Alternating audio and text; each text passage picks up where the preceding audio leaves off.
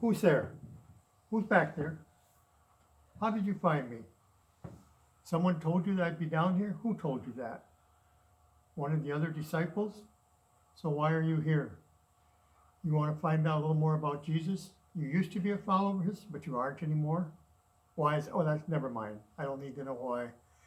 Well, I'll tell you and just describe what's happened in the last 24 hours and let you know it was interesting. We came to Jerusalem for Passover and we had an upper room in one of the areas there in one of the houses. We stayed there. There was a couple things that happened that when we were gathered for Passover. One of them was that Jesus said he was going to leave us. And I thought, leave us? And I asked him, where will we go? We have nowhere else to go, Lord. And he said that he was the way, the truth, and the life. And I'm not sure what that meant. So I just pondered that and I kept that stored in my mind. So I'll see if I can figure out what that meant. And then at Passover, he did a couple different things. We took the bread and he gave some different parts to it about of what the bread meant. And then he got to the wine, and it was on the third cup of wine. And he told us to drink it in remembrance of him. And it was his blood. He essentially said he was the Passover lamb. And I thought the Passover lamb was the blood that was put on the doorsteps when the Israelites were being set free from Egypt. So I was a little confused and all that. And when we got done, it was a good time. And we went to take our walk, as we've done the last 2 years, out to the Garden of Olives, or the Mount of Olives. And we got there. Jesus said he wanted to go away and pray. And he took 3 of the disciples with him. And they went away, and they were gone probably 30 minutes or so, even maybe up to 40 minutes. When he came back, he really looked tough. He was all sweaty, like his hair was all wet, and actually looked like he had some dried blood on his forehead.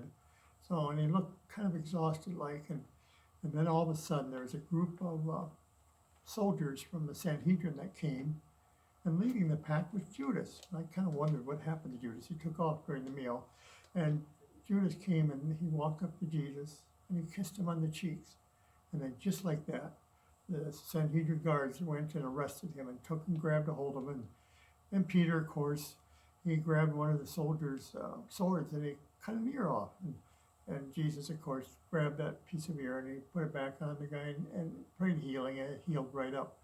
But then all of us took off, and we scattered and nowhere to go. So I ran away, and eventually I kind of went back towards the crowd was kind of gathered around some of the different areas. He went to see a couple of the high priests, and then he went to the Sanhedrin.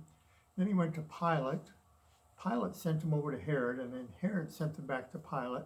So I got a lot of this secondhand as people were telling me where he's going. I wasn't following very close. I didn't want to see. And so I kind of hung around the area, and all of a sudden Peter went running across, and he stopped for a second and looked at me. And I could tell he was crying, but I didn't see him again.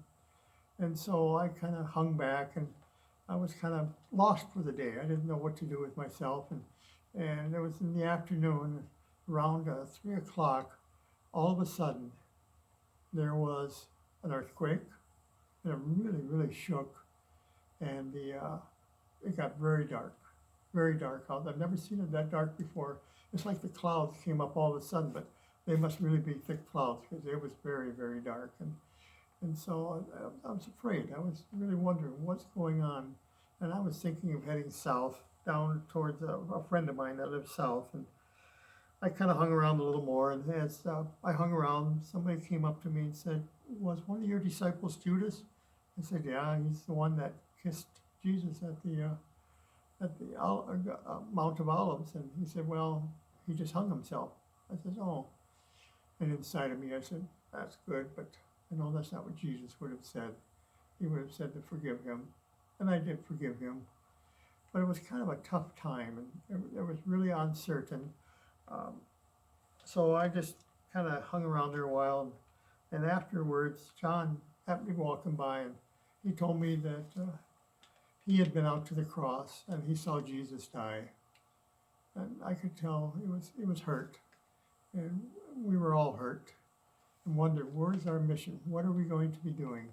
Where are we going to go to?